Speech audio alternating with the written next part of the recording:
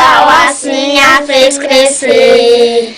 Eu gosto da melancia tirada lá do pé. Jesus mandou a chuva e o sol assim a fez crescer.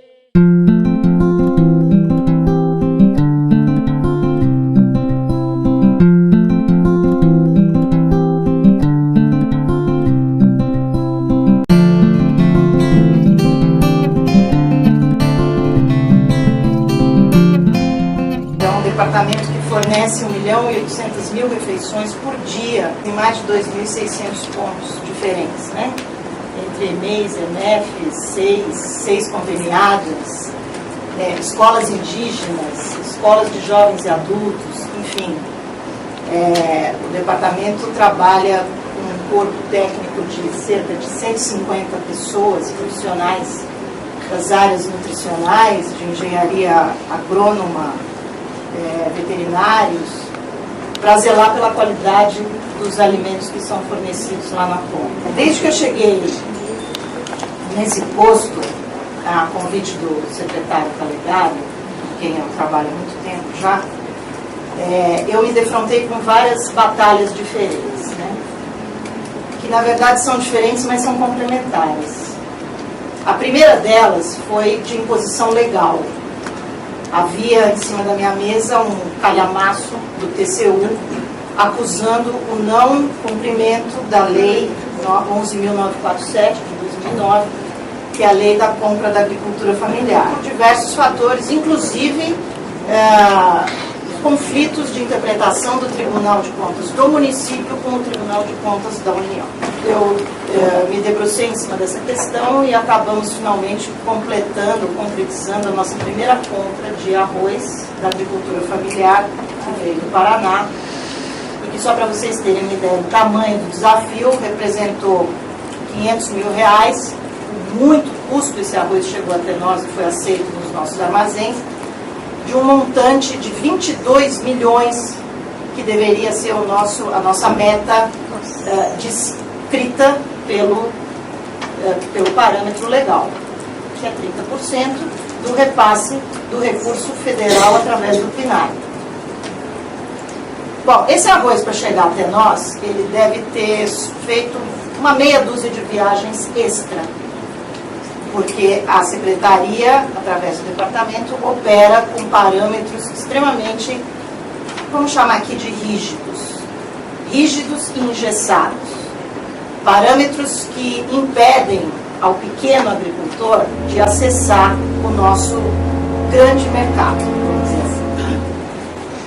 Tendo em vista essas dificuldades que eu presenciei de A a Z na chegada desse produto, eu me uni, fui buscar forças na sociedade civil, inclusive na BAST, no Ministério do Desenvolvimento Agrário, num instituto que acompanha a gente no sentido de fazer uma interface com a agricultura familiar, chamado Instituto Via Pública, na Faculdade de Saúde Pública, através de uma cadeira que está sendo criada especificamente para tratar da alimentação escolar. Enfim, eu busquei forças na sociedade civil para entender o que está acontecendo dentro do Departamento de Merenda Escolar que pode ser modificado no sentido de nos aproximar dessa e de outras políticas que normalmente estão excluídas do maior supermercado do mundo, do maior restaurante ao sul do Equador, que é aquele departamento.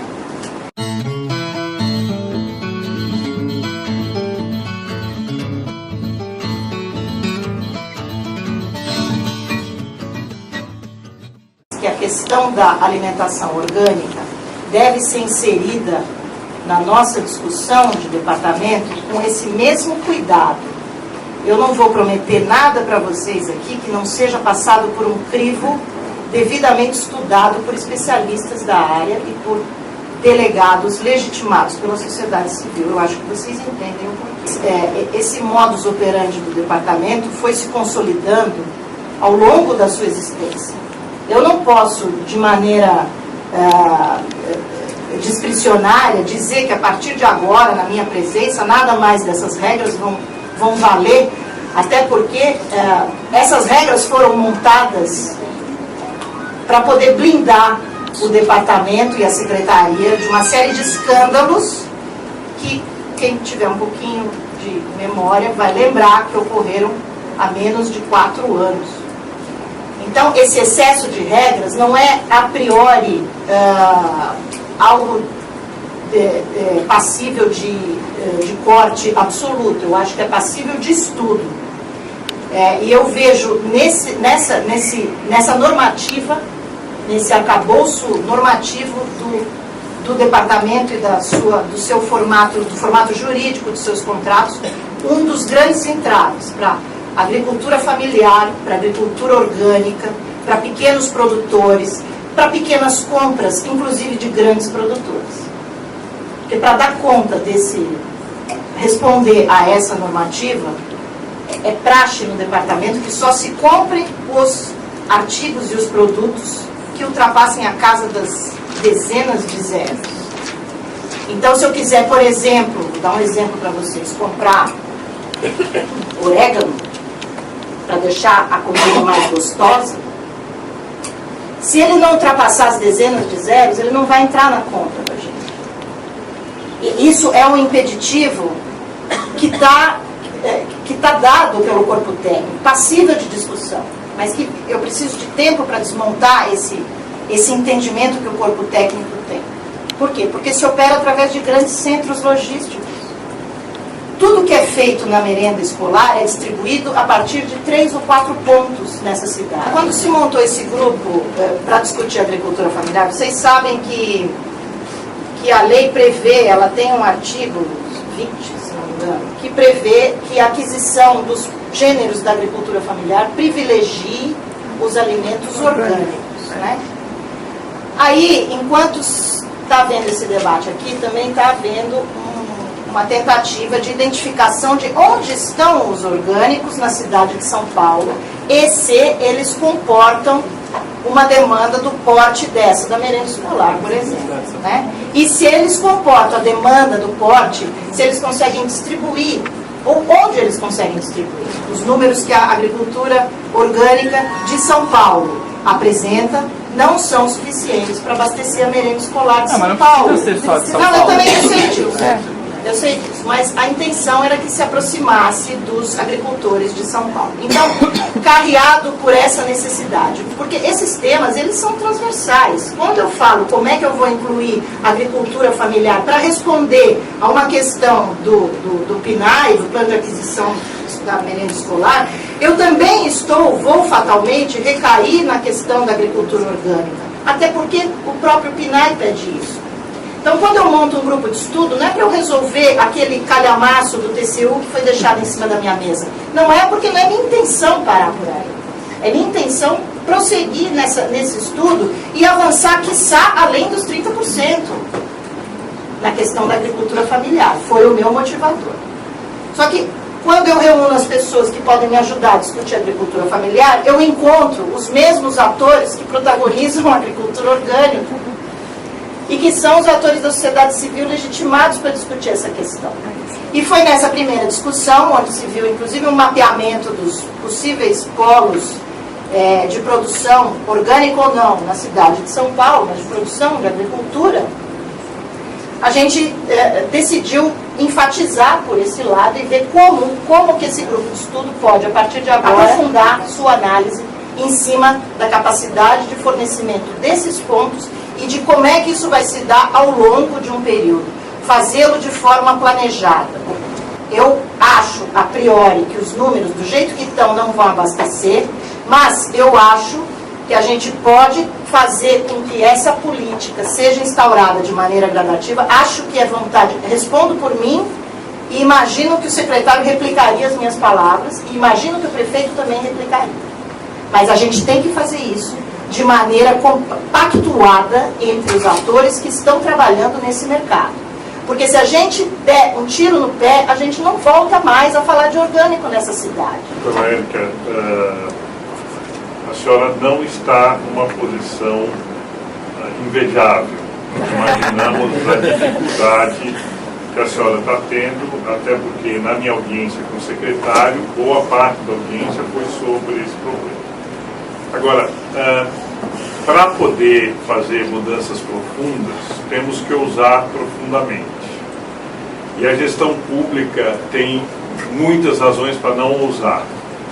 Mas se ela é respaldada por movimentos populares e por vontade política de fato, ela vai encontrar os aliados necessários para essa ousadia.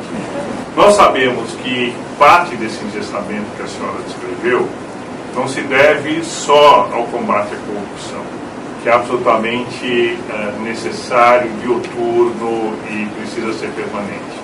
Mas também se deve ao interesse de fornecedores que não gostariam de ver os pequenos atrapalhando os seus negócios.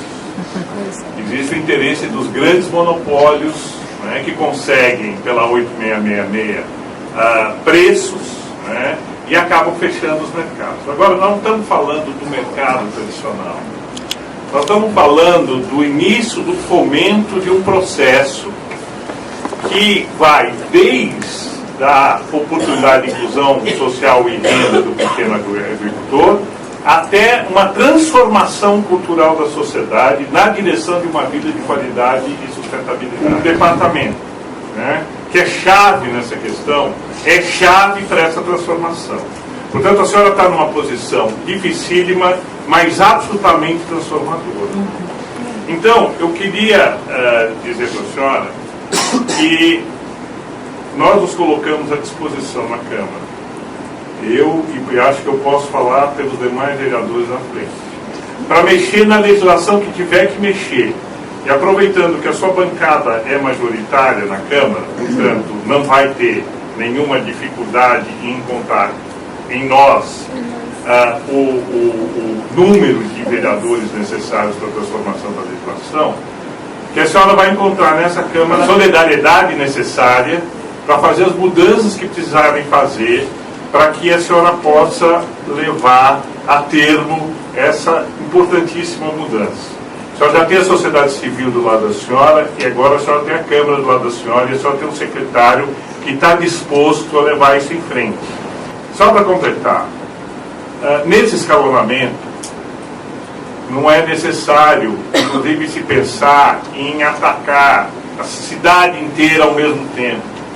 Existem regiões de produção orgânica, como Parelheiros, São Mateus, que foram dados exemplos aqui, que estão próximos, por sua vez, de muitas escolas municipais.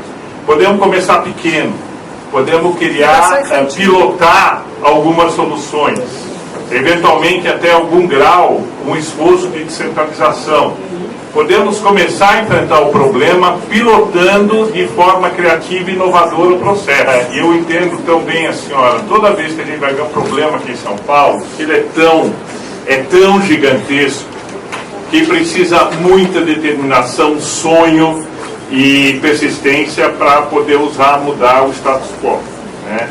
Agora, por todas as razões que nós vimos durante essa tarde, mudar o status quo é a única forma da gente ter um mínimo de vida decente para gerações futuras, enfim. Nós estamos condenados da forma que essa situação está. Nós estamos condenados no campo da saúde, nós estamos nos envenenando, nós estamos excluindo toda essa parcela de pequenos produtores, da pequena agricultura, da agricultura orgânica, que é a única possibilidade de resgate da qualidade de vida. Então, eu estou sendo insistente nisso, para dizer que o prefeito mesmo, ele tem dito reiteradamente nas falas dele, que os problemas de São Paulo são tão grandes que nós só poderemos resolver isso juntos. Se tivermos que atuar, Câmara Municipal, a Secretaria, a Procuradoria do Estado, Ministério Público, Sociedade Civil Organizada, para eliminar os obstáculos que existem para que a gente avance de forma irreversível numa política de alimentação saudável para os estudantes, para as crianças dessa cidade, vamos fazer. Eu insisto na tecla, sou chato com isso. Sustentabilidade não tem partido. A sustentabilidade só pode ser fruto de uma colaboração e de um processo de interdependência. E é assim que eu gostaria que a senhora visse a Câmara, e é assim que a Câmara vê vocês, independentemente do partido